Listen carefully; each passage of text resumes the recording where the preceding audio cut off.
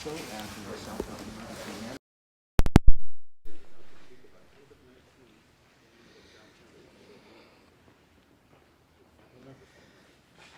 How are you? Good to see you, Lance. Well, good afternoon, everyone. A special thank you to Julie Carestas and the staff here at the LaSalle County Health Department for hosting us today, and more importantly, for working to see this community through this public health crisis these past few months. It's really great to be here, and I'm grateful to County Board Chairman Jim Olson and to Ottawa Mayor Dan Awesome, and of course to Representative Lance Yednock, a leader in Springfield, for joining me here today. I'm here because the most impactful change starts locally, and when it comes to the COVID-19 pandemic, I'll be frank, we need to see some change here in LaSalle County and across this area. As much as I'd like to, this virus isn't something that we can wish away. So we have to act responsibly and collectively to protect the people that we love. To date, relative to most other states, Illinois has seen real success in handling this pandemic. But it doesn't take long at all for a trajectory of success to turn around. And right now, things are not heading in the right direction. As of Wednesday, here in Region 2, which includes LaSalle County, there have been 7 straight days of increases in the positivity rate and 3 days of increases in hospital admissions.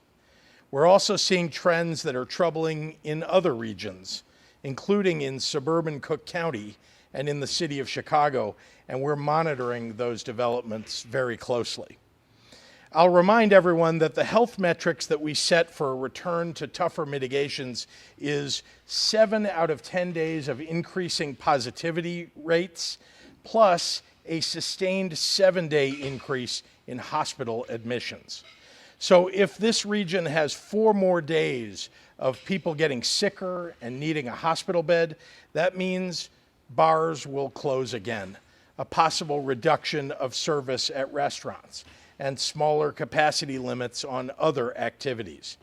The specifics of the reversal will be determined and dependent upon the types of activities that are most likely causing or could cause greater community spread of the virus.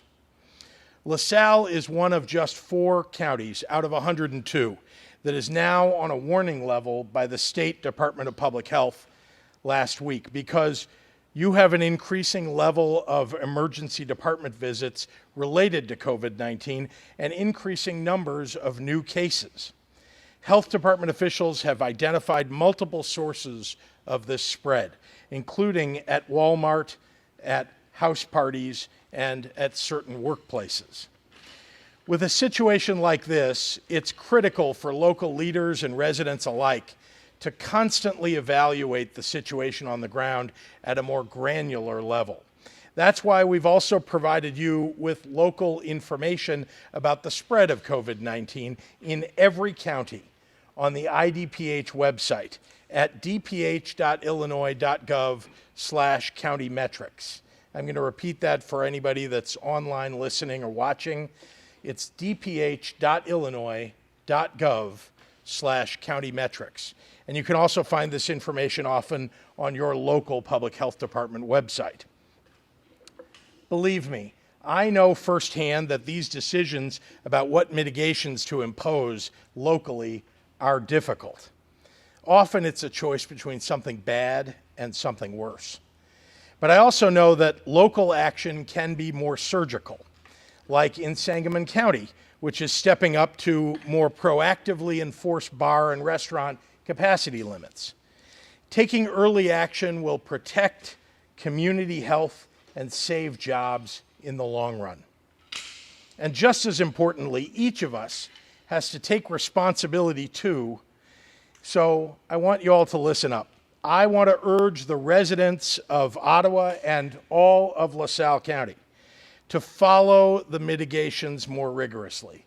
Please wear a mask anywhere you go in public. Do not enter a bar or restaurant or any enclosed space if it looks crowded. and keep 6 feet of physical distance between you and the next person. Wearing a mask is like wearing a seatbelt. It's required and it saves lives. Another thing you can do, if the LaSalle County Health Department calls you, please answer your phone. They're likely calling to do contact tracing, which will help us slow or even stop the spread of COVID-19. The county health department has noted that they're having trouble getting people to return their calls for contact tracing, especially in the 20 to 29 crowd that's been driving new cases in many parts of Illinois and around the country. County contact tracers are calling to let you know if you've been if you've been exposed to someone who tested positive for COVID-19, to tell you where you can get tested, and they'll give you valuable information that can keep you and your family healthy. So please answer your phone. Folks, this virus is very serious. In other parts of the country, people are dying at alarming rates. Infections are rising in the South and the West, in every one of our neighboring states, and right here in north central Illinois. 150,000 people have died in the United States in just 4 months. That's a third of a year, 150,000 people. This is our moment to pull together, to protect the progress that Illinois has made since the beginning of the pandemic, and to keep our families and our friends and our neighbors healthy and safe. So thank you, and now I'd like to turn it over to Illinois' own IDPH Director, Dr. Ngozi Ezike. Doctor?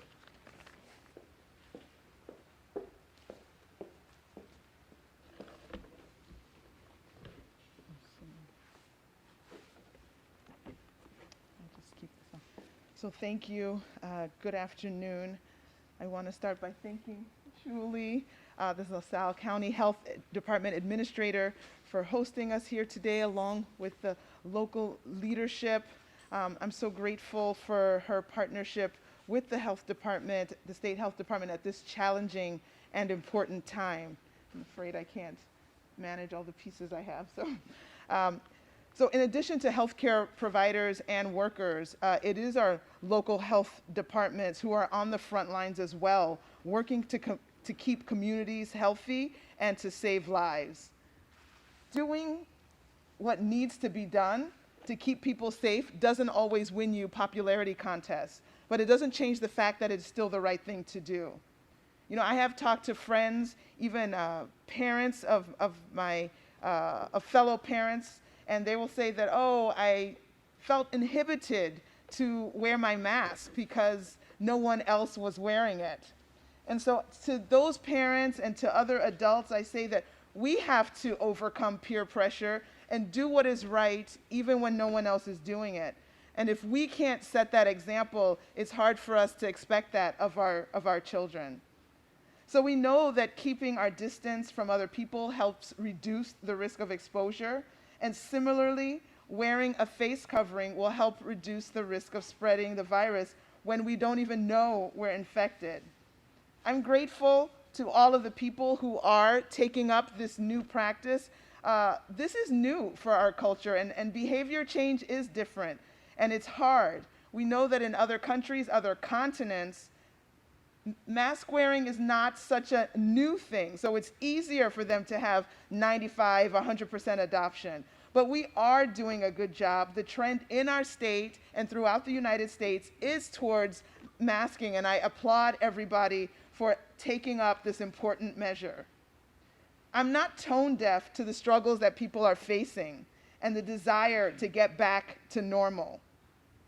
But we ask that you be safe as possible as we learn how to coexist with COVID-19. Right now, restaurants and businesses are open with limited capacity, and some recreational activities are resuming with measures in place to reduce exposure and spread. And people are returning to work. But with that, we are slowly starting to see more cases across Illinois, as the governor has reported. And in addition to that, we're starting to see additional admissions to our hospitals across the state. And of course, these are indicators that we are making a bit of a U-turn. And so this may mean that businesses temporarily will have to further reduce capacity limits. It may mean that our favorite restaurants now has to go back to takeout dining. But we do have a say-so in having to make that full U-turn. And it does start with the measures, the mitigation measures that we can all undertake, again, with washing our hands. Make a commitment before you pass any hand sanitizing station. Commit that you will not pass one without, cleaning your hands again. Maintain the 6 foot of distance and wear the face covering. We can make all the rules in the world, but we are seeing, as Julie has shared and other health department administrators have shared, that a lot of private gatherings, people in their homes, in their basements, having large gatherings where there's no masking and no distancing, that is another huge driver of the new cases that we're seeing. But it doesn't stop there. From the private party that no one is able to monitor, of course, people can get infected and have gotten infected in those spaces, and then they do move on to a bar or a restaurant where there's additional opportunity to spread. People can move on from there to another large gathering. So the cycle can begin and end with individuals who make right choices and employ these mitigation strategies to help keep us all safe.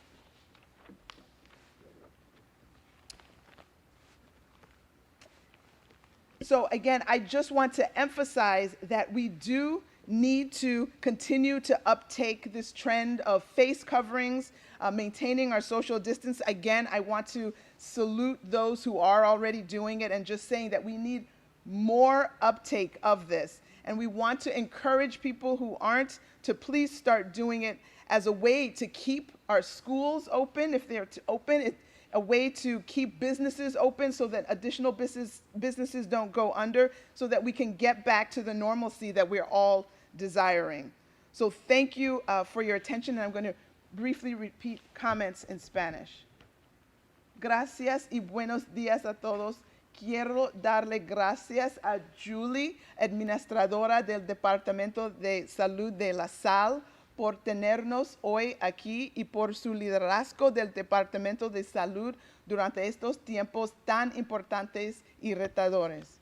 Además de todos los trabajadores y proveedores médicos, son los departamentos de salud quienes están en la primera línea para mantener nuestras comunidades sanas y salvar vidas. Hacer lo necesario para mantener la comunidad sana no siempre es lo más popular, pero es lo correcto. Sabemos que mantener distancia entre nosotros reduce el riesgo de exposición. Similarmente, usar mascarilla reduce el riesgo de compartir el virus cuando una persona está infectada sin saberlo. Sin embargo, entendemos que cuesta esfuerzo y que se desea regresar a lo normal. Pero les pedimos que tengan cuidado lo más posible mientras aprendemos a coexistir con COVID-19. Ahora los restaurantes y negocios están abiertos con capacidades limitadas. Algunas actividades de recreo han abierto de nuevo con ciertas medidas para reducir exposición y contagio. Y la gente está regresando a trabajar. Lamentablemente, estamos empezando a ver los casos aumentar en Illinois y también las visitas a las salas de emergencias por personas con síntomas de COVID-19 está aumentando también. Esto indica que vamos por el camino equivocado y debemos actuar ahora. Tal vez esto significa que los negocios necesitan reducir su capacidad aún más, o que los restaurantes deban servir su comida solamente afuera, temporalmente. Pero también significa que los individuos debemos tomar acción y responsabilidad. No organicen eventos o reuniones grandes y no se amontone en tiendas o bares. Cuando necesite salir, cúbrase la cara y mantenga su distancia de los demás. Todos estamos cansados de oír esos consejos, pero esto es lo que funciona. Sin embargo, solo funciona para reducir la propagación y casos nuevos de COVID-19 si todos lo hacemos. Hoy reportamos un poco menos de 1,700 casos nuevos y 18 muertes. A mediados de mayo reportamos más de 4,000 casos dentro de un periodo de 24 horas y 191 muertos en un solo día. No regresemos a reportar más de 4,000 casos. Ya sabemos lo que reduce el contagio. Sea parte de la solución y no del problema. Mantenga su distancia, usa mascarilla y lávese las manos. Muchísimas gracias y gracias para su apoyo. And with that, I will turn it over to Julie Caresti.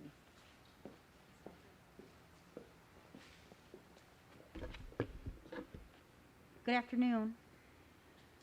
I would like to extend my gratitude to Governor Pritzker and Dr. Ezekiel for their leadership and their guidance as we continue to navigate through these uncharted waters of this pandemic, and for their interest in LaSalle County and joining us today to help and share these important public health messages.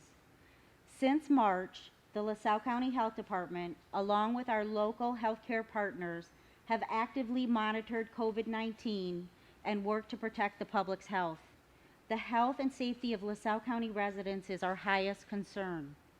As of today, LaSalle County has identified 467 confirmed cases of COVID-19 and 18 deaths. Included in that total are 26 new cases today. We are fortunate to be able to highlight 4 new recoveries for a total of 246 recovered cases. LaSalle County has seen an uptick in the number of cases since moving into Phase 4, and especially since early July. Cases in the county have more than doubled since that time. LaSalle County is experiencing community spread of the virus, meaning that some people are testing positive for COVID-19 and are not able to pinpoint when or where they are becoming infected. This is happening all over the county, not one particular area or town. Our contact tracing efforts are showing small clusters of cases among families and household contacts. In addition, our highest number of cases continue to be those who are 29 years and younger.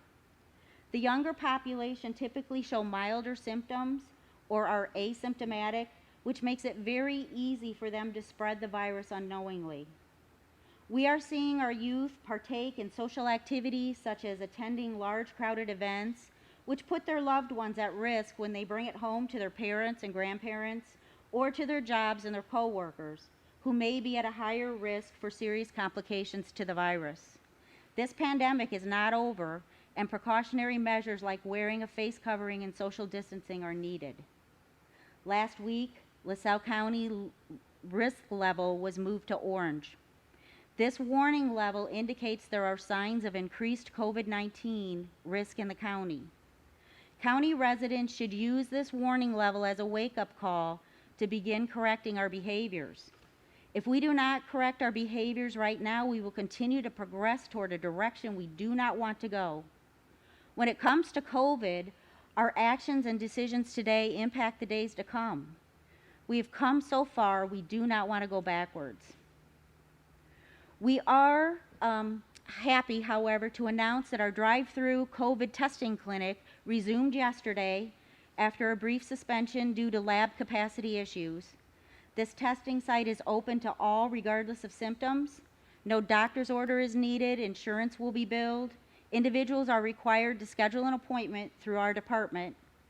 And please remember, anyone who is awaiting a COVID-19 test result should presume they have the virus and self-isolate until they receive the results. That helps mitigate the spread of the virus. According to the laboratory we are utilizing, it appears on average test results may be received within 48 hours. We also want to say thank you to those food establishments, businesses, and workplace in the county who are being vigilant and are taking the necessary precautions. You are helping to make a difference, and we do appreciate your continued efforts. But each one of us has a role to play in helping slow the spread of COVID-19. LaSalle County, we can change the course of this illness. We must continue to work together and to help protect each other. Please continue to practice the 3 W's.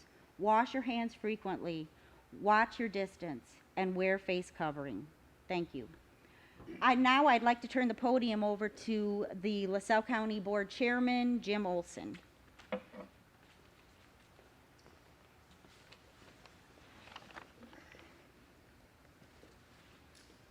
Good afternoon, everyone. I'd like to welcome Governor Pritzker and his staff to LaSalle County, although I wish it were under better circumstances. Unfortunately, the COVID-19 numbers in LaSalle County are going in the wrong direction, and this has caught the governor's attention. Therefore, I am urging all LaSalle County residents to please follow the COVID-19 safety policies and procedures put in place by IDPH and our LaSalle County Health Department. I believe that some people are not taking COVID-19 seriously because some infected people show few or no symptoms at all. While this may be true, I would remind you of this. Some people that become infected with COVID-19 become seriously ill. And should they have an underlying health condition, which sometimes is unknown to them, COVID-19 has caused and can cause death. I'm asking that you please don't put yourself, your family, your friends, or even a stranger at this risk by not following the COVID-19 safety policies. Let's take care of each other, and I promise you we will get through this difficult time together. Finally, I would like to give a big thank you to all of our LaSalle County employees. They have done an outstanding job during the pandemic. They continue to come to work every day during these difficult times, providing the essential services that we provide to our LaSalle County residents. Thank you, and stay safe, everyone. Now I would like to introduce Ottawa Mayor Dan Awesome.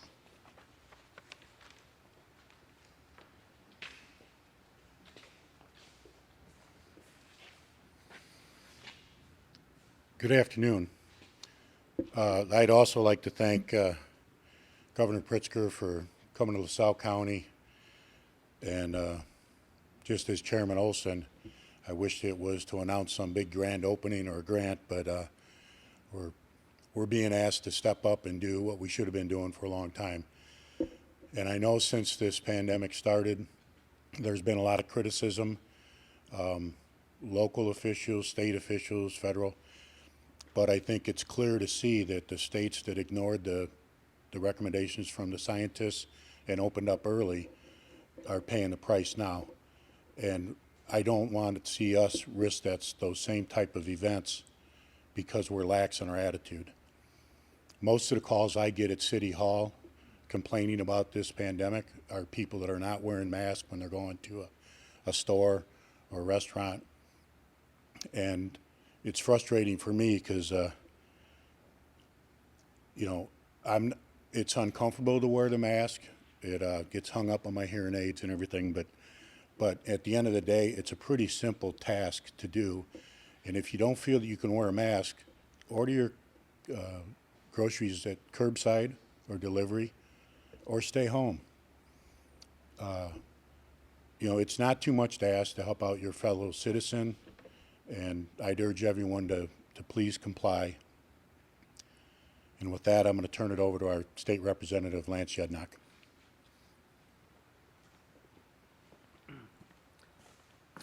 Thank you, Mr. Mayor.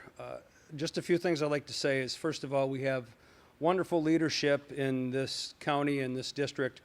Our local leaders, our mayors, our councils have taken this serious from the beginning and have tried to do everything they can to mitigate the spread of this virus.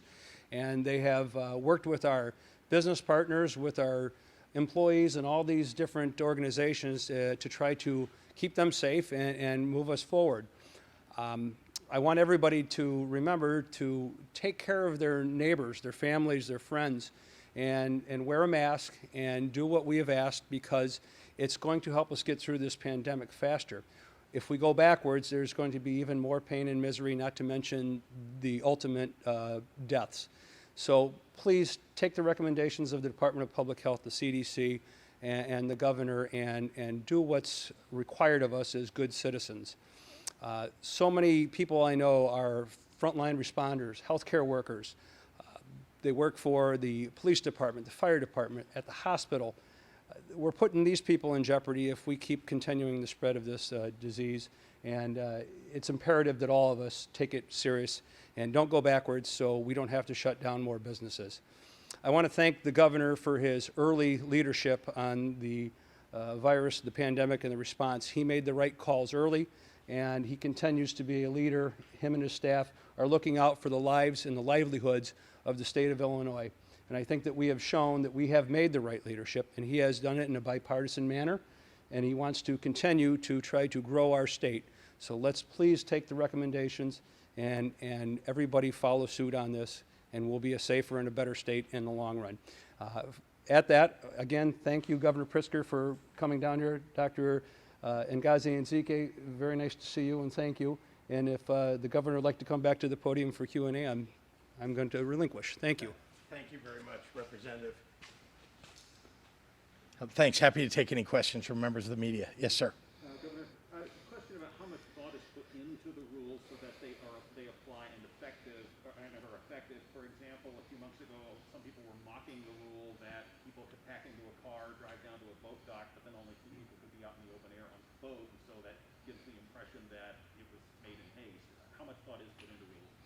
Oh my goodness. Well, I know that I'm turning to the director of the Department of Public Health, who is in every meeting, not to mention that the leading epidemiologists and leading immunologists in the state of Illinois, not to mention Dr. Fauci and others that I consult with regularly, are telling us what works and what doesn't work.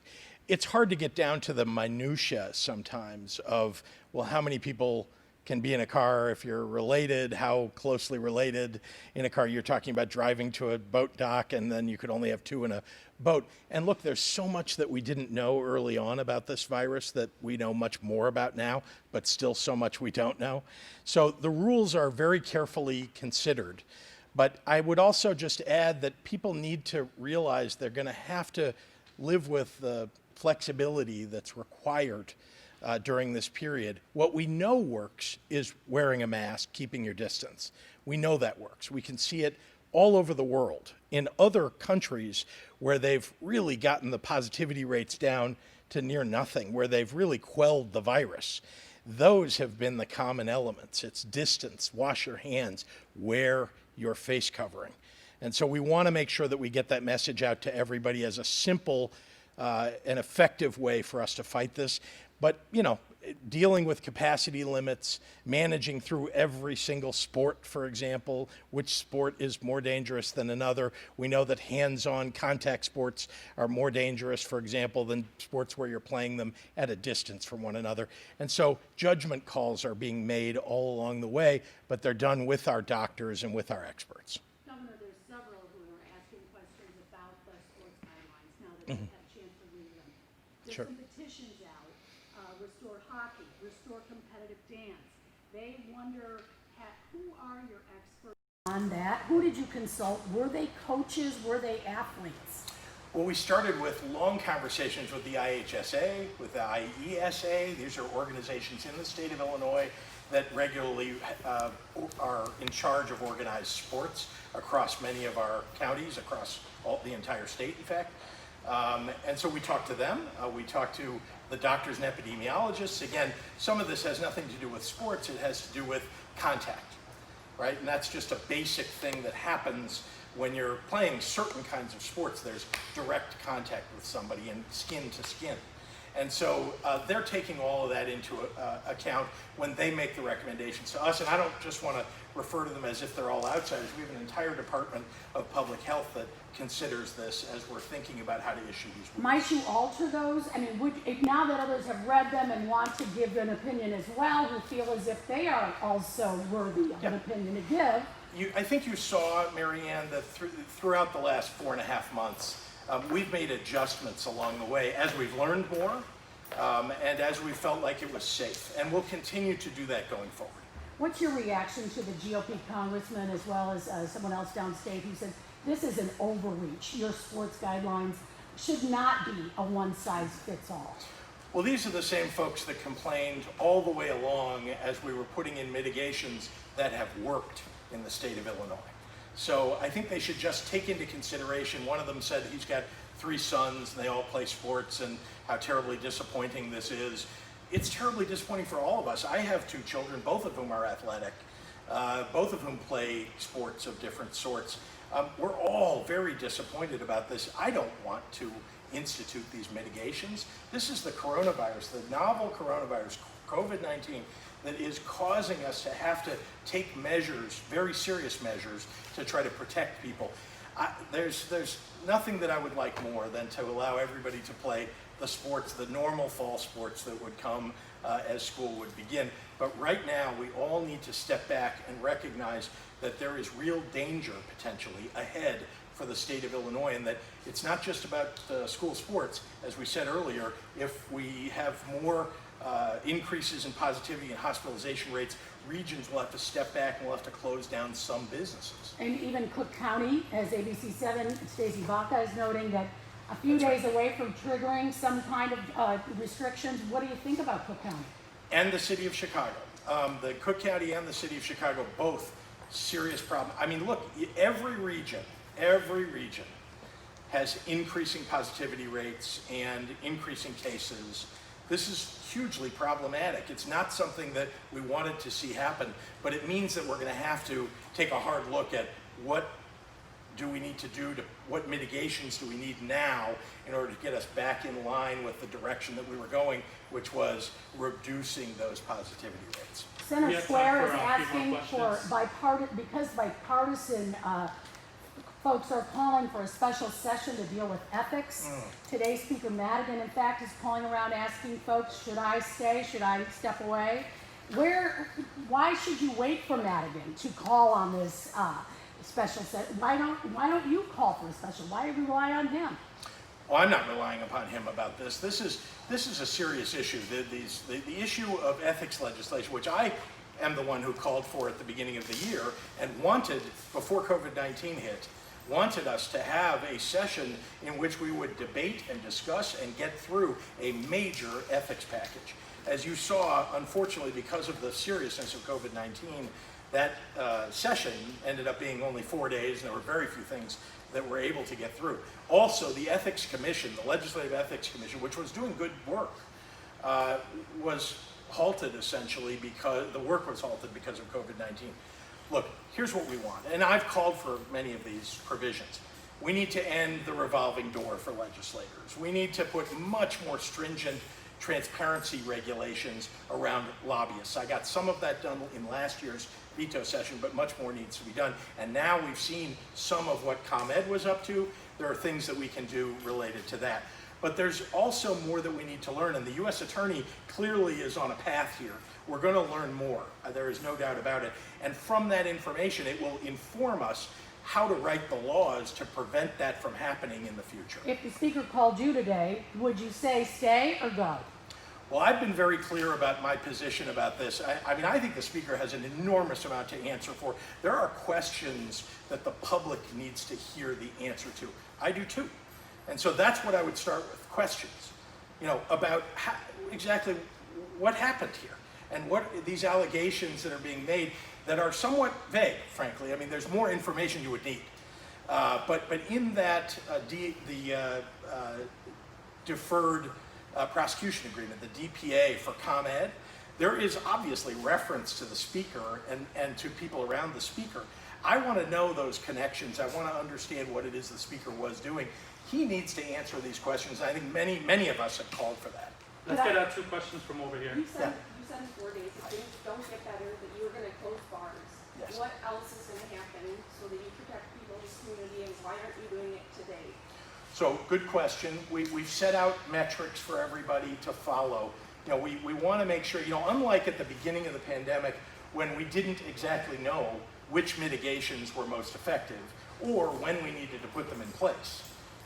Today, we have much more information.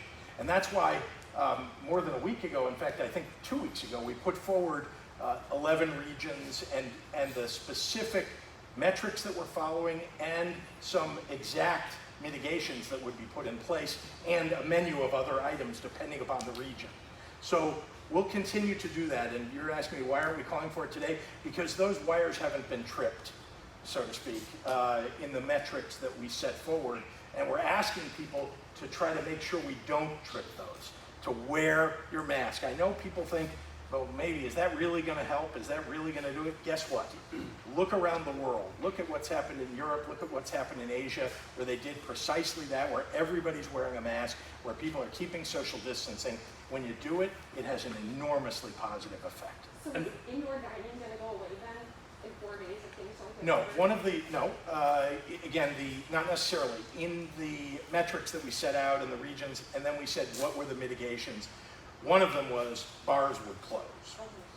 It's a question whether restaurant bars also would close and leaving the restaurants there. And the question also was, do we need to reduce capacity within restaurants? Part of that has to do with what region we're talking about, the restaurants, you know, in that region, where the outbreaks have been.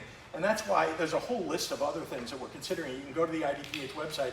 Again, we've been very transparent about what it is that we're going to be considering the mitigations around. And this is not a political decision that gets made. I am not making decisions that are devoid of science. I am turning to the experts, to our public health experts, as well as the epidemiologists, to help me get to the right answer for the state. This will be our last question Could I over ask here. Governor, are we likely to slip back to phase 3? When, and would this be on a state level or on a regional level? So again, as we reset our Restore Illinois plan just a couple weeks ago, what we've said is no longer 4 regions and no longer simply a step back all the way to what we were looking at in phase 3. What we did say was the mitigations, which we've listed and are individual, there are some that are automatic and some that would be region specific or circumstance specific. I'll give you one example, if I may. In Metro East, there is a party bus company where people can board it at one time in the evening, and then they go around bar to bar to bar. Well, it turns out that there were people that were on that bus that were spreading it from bar to bar to bar. Well, that's a specific mitigation that one could put in place that we pointed to. That's an example in that region, something that's specific to that area. I can't tell you what it is in LaSalle, but I can tell you that that's why we're working closely with local public departments of public health to make sure that we're getting it right on a local basis, to talk to the local leaders, the elected leaders. And let me say one more thing to the public. Please go to the website. Go to the IDPH website that I read out to you earlier, or to the local county public health website, and look at where you are and look at the mitigations that we've suggested, and contact your elected officials and talk to them about what you think would work best, because we really need a groundswell of support to make sure that we're keeping these numbers down where they ought to be. So, thank you. All right, Could I thank you, ask you one everyone. on behalf of Thank Channel you. 2, please? Okay, one more. Okay, thank Yes. you, I appreciate it. This is from CBS 2, Yes. and it is about unemployment. You've heard a lot about it over these months. They're asking again they're hearing about fraud, they're hearing about no one calling back. When are you going to step in and help, as well as, can I just kind of put it all together? While you promised that everyone hired would be from the state, they're finding out that that's not the case. Some are from Texas, Pennsylvania, and Indiana. Well, let me just back up, because they're referring to things that were a few months ago. Let me start with the fraud issue. This is a federal issue. The fraud issue that you're talking about, I think that I raised and brought to the podium just a few days ago, is a federal issue. It's a national issue having to do with that PUA program, the way they set it up. there's good news in a way that Illinois actually was later in putting that into effect. And so the fraud, which was massive, was much less in Illinois than it is in other states, but it still exists. And there are people who are getting those cards in the mail. And we've been very clear, and you can go to the website to find out what do you do if you get one of those cards. You know, I talked about it last week in my press conference, so that's one issue. Another issue is the call centers. Look, at the beginning, we thought we'd only have 200 new callers, right? And that's what we were focusing on, and making sure that we were hiring people that were available immediately and that had some training in doing it in the state of Illinois.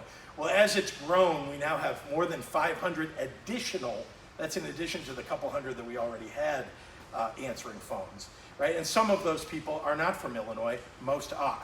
I mean, we're trying very hard to make sure that we're employing as many people in Illinois as we can. We're doing the same thing with contact tracing, by the way.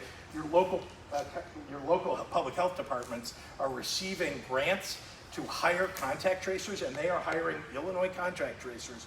If you're interested in a job like that, you should contact your local public health department. There's also a sign up on the IDPH website, but I would suggest contacting the local public health department because we want to employ as many Illinoisans as possible. Thank you very much. Thank you. That is the news conference with Governor Pritzker at the LaSalle County Emergency Management Agency on a day when LaSalle County reported 26 new coronavirus cases. That is the highest we've had in a long time. That may be the highest we've had. And that'll wrap up the press conference and statements from Governor J.B. Pritzker here at the LaSalle County Health Department. We'll have the video archived and posted to the Studstill Media YouTube page shortly. Thank you. Mary Ann? Yes.